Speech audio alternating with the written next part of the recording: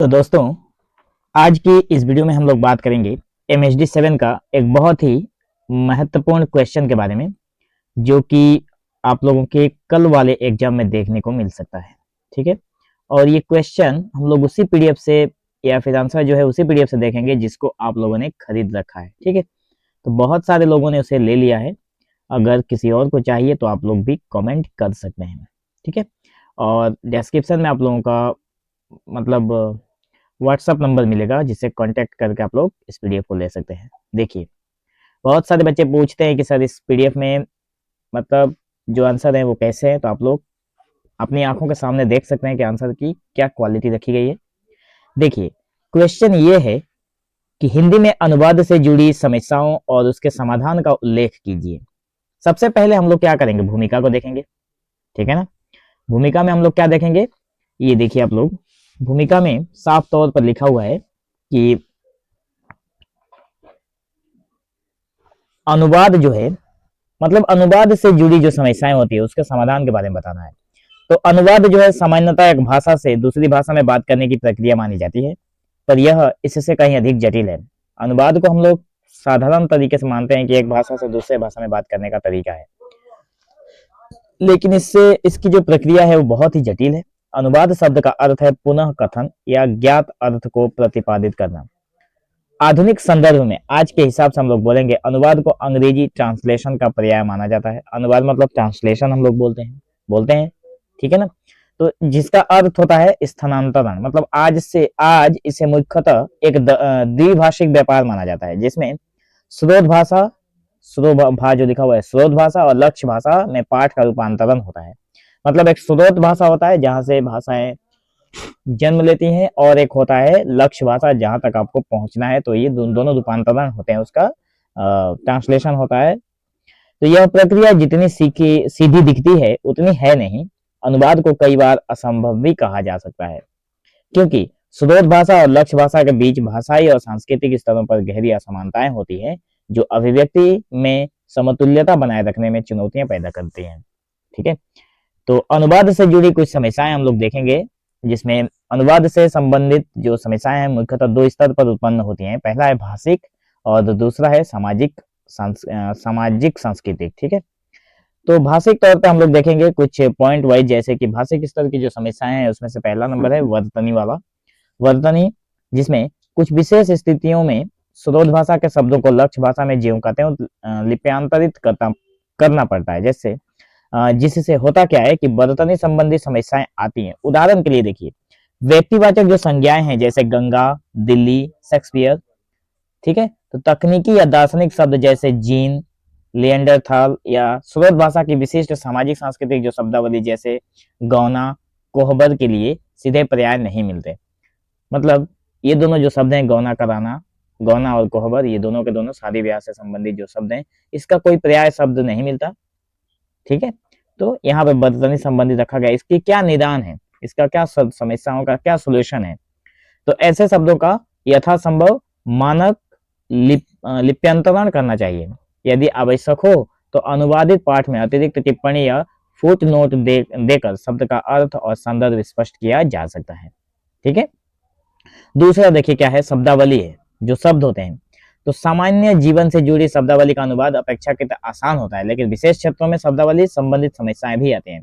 हमारा जो रोजमर्रा की जिंदगी है, अगर इससे जुड़ी अगर शब्दावली हमें मिलती है तो बहुत हमारे लिए आसान हो जाती है, लेकिन विशेष किसी क्षेत्र से या फिर शब्द से संबंधित जो शब्द मिलते हैं वो हमारे लिए समस्याएं प्रकट करते हैं। जैसे देखिए, ज्ञान विज्ञान, प्रौद्योगिकी और नवीन अनुसंधान संबंधी साहित्य पहला नंबर बिंदु है। ठीक है, जिसमें यदि लक्ष्य भाषा क्षेत्र में किसी विशेष शाखा का विकास ना हुआ हो या उससे संबंध लेखन की परंपरा न रही हो तो शब्दावली मिलना कठिन होता है। मतलब मान लीजिए कोई आपका लक्षित भाषा है, लेकिन उससे संबंधित कोई आपका विशेष या फिर उस भाषा का ज्यादा तरीका से मतलब ज्यादा तौर पर उसका विकास नहीं हुआ है, उससे संबंधित कहीं कोई सामग्री नहीं मिलती है लेखन शैली में, तब आपको ये दिक्कतें हो सकती हैं। तो इसका निदान क्या है, इस समस्या का समाधान क्या है। ठीक है, तो निदान है नए शब्द का निर्माण किया जा सकता है, भारत सरकार के शिक्षा मंत्रालय के अंतर्गत तकनीकी तथा वैज्ञानिक शब्दावली आयोग जैसे संस्थान इस दिशा में काम कर रहे हैं। अनुवादक इनके शब्दावली कोशों का उपयोग कर सकते हैं। आवश्यक पड़ने पर स्रोत भाषा के शब्द का लिप्यांतरण भी किया जा सकता है, जैसे जो शब्द होता है जीन, ठीक है। तो जिन जो शब्द है इसको हम लोग लक्ष्य भाषा में भी रख सकते हैं और अपने स्रोत भाषा में भी रख सकते हैं। निदान के लिए मतलब नए शब्दों का निर्माण किया जाए, भारत सरकार इसमें जो काम कर रही है उसको भी मतलब दिखाने का काम करे, ठीक है। आगे स्रोत भाषा के क्षेत्र से आगत दैनिक जीवन की वस्तुएं, भोज्य पदार्थ, परिधान, अस्त्र शस्त्र, वाहन आदि जिनके नाम लक्ष्य भाषा स्रोत में उपलब्ध नहीं थे।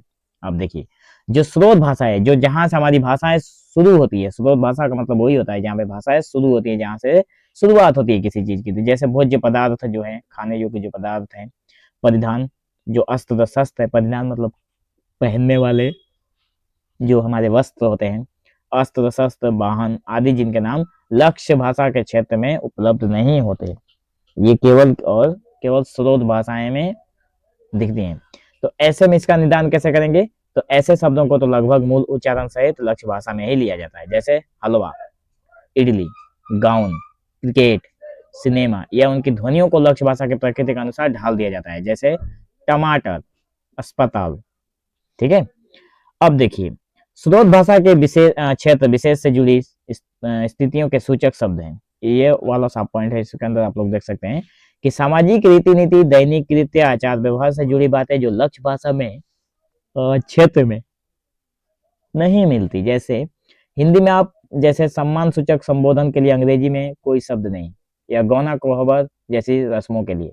अब देखिए यहाँ पर साफ तौर पर बताया गया है कि जो हमारा हिंदी है, हिंदी में जो सम्मान शब्द, सम्मान सूचक जो संबोधन आप लगाया जाता है, ऐसे में अंग्रेजी शब्द के लिए ऐसे शब्द नहीं मिलते हैं, ठीक है। जैसे गौना है, कोहबर है, ऐसे जो रस्में होती हैं इनके लिए भी इसके समानार्थी कोई शब्द नहीं है ट्रांसलेशन करने पर अंग्रेजी में, ठीक है। तो निदान, इसका क्या निदान है, क्या समस्या का क्या समाधान है?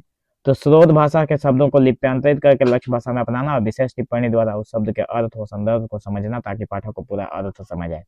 तो क्या करना है कि जो लक्षित भाषा है, जो स्रोत भाषा है, उसी को हमें उठाना है और जिस तरह से उच्चारण हो रहा है उसी तरह से उसे लिप्यांतरित करना है, मतलब अपने होठों से बोल देना है, ठीक है। और उसको उसी भाषा में, जिस भाषा में समझना है उस भाषा में समझाने का प्रयास करना है।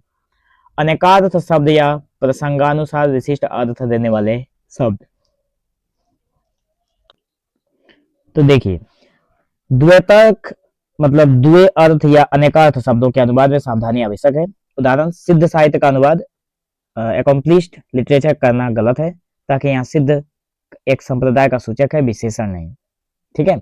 उसी तरह निदान अगर हम लोग देखें तो इसका क्या निदान है? तो अनुवादक को पृष्ठभूमि और संदर्भ का गहन अध्ययन करके सही अर्थ निकालना चाहिए, न कि केवल शाब्दिक अर्थों पर ही निर्भर रहना चाहिए। मतलब अनुवादक जो है, जो ट्रांसलेटर है, उसको सही अर्थ के ऊपर जोर देना है, केवल शाब्दिक अर्थ के ऊपर भरोसा नहीं करना है। अगला है हमारा वाक्य रचना, जिसमें दो भाषाओं की वाक्य संरचनागत असमानताएं अनुवाद में समस्याएं पैदा करती हैं। उदाहरण के तौर पर अगर हम लोग देखें तो देखिए अंग्रेजी में प्रत्यक्ष अप्रत्यक्ष कथन में काल और पुरुष संबंधी नियम हिंदी से भिन्न है। जैसे अंग्रेजी में he said I will go, ये डायरेक्ट है, लेकिन he said that he would go, ये इनडायरेक्ट है। हिंदी में उसने कहा मैं जाऊंगा, उसने कहा कि मैं जाऊंगा, उसने कहा कि वह जाएगा, ये अप्रत्यक्ष है, इनडायरेक्ट है। इसका क्या निदान है? देखिए अनुवादक को दोनों भाषाओं की वाक्य संरचनाओं की गहरी समझ होनी चाहिए और लक्ष्य भाषा की प्राकृतिक संरचना के आधार अनुसार रूपांतरण भी करना चाहिए, भले ही वह स्रोत भाषा से शाब्दिक रूप से भिन्न हो। अनावश्यक रूप से स्रोत भाषा की संरचना का अनुकरण करने से बचें, ठीक है। अगला है शैली और मुहावरेदार प्रयोग, जिसमें शैली मतलब साहित्यिक भाषा का विशिष्ट स्वरूप है, जो अभिव्यक्ति के क्षेत्र, विषय और विधा के अनुसार बदलता है। अनुवाद में शैली से जुड़ी समस्याएं तब आती हैं जब लक्ष्य भाषा में स्रोत भाषा के समतुल्य शैली उपलब्ध न हो। उदाहरण के तौर पर हिंदी में आदर सूचक आप और बैठिए के लिए अंग्रेजी में केवल यू और सिट है, जो सम्मान का भाव व्यक्त नहीं करते हैं। बिल्कुल सही बात है। अगर आप हिंदी में बात करते हैं कि आप आइए और बैठिए, लेकिन यहाँ पर अंग्रेजी में अगर बोलेंगे तो यू, आपको भी यू बोलना पड़ेगा, तुमको भी यू बोलना पड़ेगा, मतलब सारी चीजों के लिए यू ही यूज होता है। तो यहाँ पर हमें क्या देखने को नहीं मिलता है? हमें यहाँ पे रेस्पेक्ट देखने वाला चीज नहीं मिलता है, भाव व्यक्त नहीं होता है, फीलिंग्स नहीं निकलती है रेस्पेक्ट वाला। शैलीगत बहुभाषिकता भी देखने को मिलती है। देखिए जब स्रोत भाषा की किसी कृति में भाषा या बोली के विभिन्न रूपों का सार्थक प्रयोग होता है। जैसे मुद्रा राक्षस में राज के स्थान पर राज का प्रयोग तुच्छता दिखाने के लिए या ब्राह्मण के लिए वामन विदहमन का प्रयोग विभिन्न व्यंजनाएं भी देता है। ठीक है, मुद्रा राक्षस जब आप पढ़ेंगे तो आपको समझ में आएगा। तो निदान के तौर पर हम लोग देखेंगे, अनुवादक को लक्ष्य भाषा में निकटतम शैलीगत समतुल्यता खोजने का प्रयास करना चाहिए। यदि सीधा पर्याय न हो तो सांस्कृतिक संदर्भ को स्पष्ट करने के लिए टिप्पणियां जोड़ी जा सकती हैं। बहुभाषिकता को संप्रेषित करने के लिए रचनात्मक विकल्पों का प्रयोग करें। यदि संभव हो तो लक्ष्य भाषा की अपनी क्षेत्रीय विविधताओं का उपयोग करना या वर्णनात्मक पाठ के माध्यम से शैलीगत अंतरों को उजागर करना। लोकोक्तियां तथा मुहावरे ये विशिष्ट अभिव्यक्तियां हैं जिनका आशय शब्दों के अभिधार्थ शाब्दिक अर्थ से नहीं समझा जा सकता। ये संस्कृति और परंपरा से जुड़ी होती हैं। उदाहरण तो गंगा गए गंगादास, जमुना गए जमुनादास, रानी रूठेंगी आप सुहाग लेंगी। ठीक है, यहाँ पे अंग्रेजी में कुछ शब्द लिखे गए हैं जैसे एजिलेस हिल, डेड एज ए डोडो। इन मुहावरों का सीधा शब्दानुवाद लक्ष्य भाषा के पाठक के लिए अर्थहीन हो सकता है। मतलब अगर आप बोलेंगे कि गंगा गए गंगादास और जमुना गए जमुनादास, अगर इसके विपरीत अगर आप अंग्रेजी में ये वाले लाइन जो बोल रहा मैंने, अगर वो आप बोलते हैं तो जो शब्द है, जो पाठक है, उनके लिए ये सभी के सभी शब्द अर्थहीन हो जाते हैं, जिसका कोई अर्थ निकल आएगा नहीं, निकल कर आएगा जिस तरह से आपने भी अभी नहीं समझा होगा। ठीक है, तो इसके निदान में हम लोग क्या देखेंगे कि समतुल्य अभिव्यक्ति की तलाश में लक्ष्य भाषा में ऐसी अभिव्यक्ति की तलाश करें जो शब्दार्थ और आशय दोनों में स्रोत भाषा के समान हो। मतलब ऐसे शब्दों का चयन करना चाहिए जो कि स्रोत भाषा के साथ हो, उसके साथ ही उसकी भी मतलब वैल्यू हो। ठीक है, तो लक्ष्यार्थ या आशय की समानता, जिसमें इसके अंदर हम लोग देख रहे हैं कि यदि सीधा पर्याय न मिले तो ऐसी अभिव्यक्ति चुने जिसका शब्दार्थ भिन्न हो पर लक्ष्यार्थ या आशय स्रोत भाषा के समान हो। जैसे एचिलिस हिल के लिए कमजोरी है। ठीक है, तो यहाँ पे जो मैंने ये शब्द कहा एचिलिस हिल, ये वाला हमारे लिए कमजोरी है क्योंकि आपने इसको कुछ नहीं समझा होगा। ठीक उसी तरह से यहाँ पे कहा गया है कि कुछ ऐसे भी शब्द होते हैं जिनका पर्याय नहीं मिलता है, तो उसके अभिव्यक्ति के लिए उसको आप लोग मतलब उसका अनुवाद के लिए, अभिव्यक्ति के लिए बताने के लिए अभिव्यक्ति चुने जिसका शब्दार्थ भिन्न, मतलब शब्द अलग होने चाहिए लेकिन उसके अर्थ मिले। ठीक है, तो शब्दानुवाद और स्पष्टीकरण के अंतर्गत अगर हम लोग देखें तो यदि उपयुक्त विकल्प संभव न हो तो स्रोत भाषा की अभिव्यक्ति का शब्दानुवाद करके देखें। यदि वो लक्ष्य भाषा में सहज और बोधगम्य होता है तो उसे ही अपनाएं। मतलब कहा गया है कि अगर आप इन सबको अपनाते हैं, ठीक है, अगर मतलब जो उपयुक्त जितनी भी मतलब पद्धतियां बताई गई हैं वो अगर संभव ना हो तो आप स्रोत भाषा का ही अभिव्यक्ति करके देखिए। अगर वो समझने में आता है, अच्छा है, इजी लग रहा है, बोधगम्य है तो आप उसे ही अपनाएं।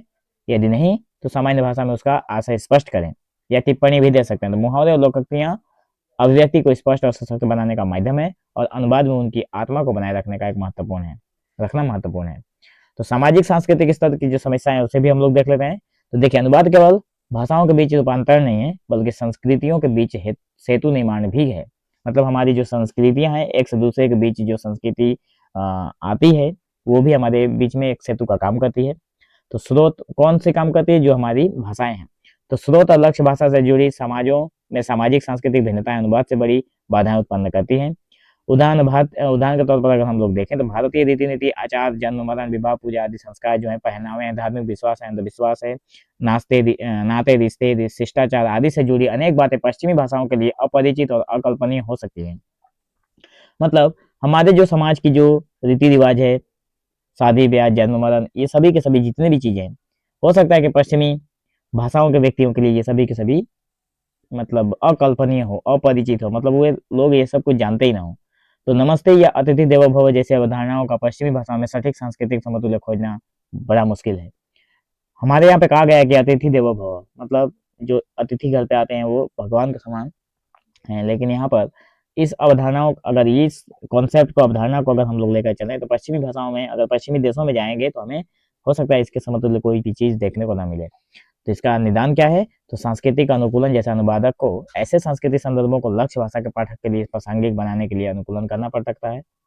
व्याख्यात्मक टिप्पणियां, अनुवादक को टिप्पणियां, फुटनोट्स या परिशिष्ट के माध्यम से उन सामाजिक सांस्कृतिक संकल्पनाओं को स्पष्ट करना ही होगा जो लक्ष्य भाषा के पाठक के लिए नई या अपरिचित हैं। तो यह सुनिश्चित करता है कि अर्थ और सांस्कृतिक योजनाएं पाठकों तक सही ढंग से पहुंचे।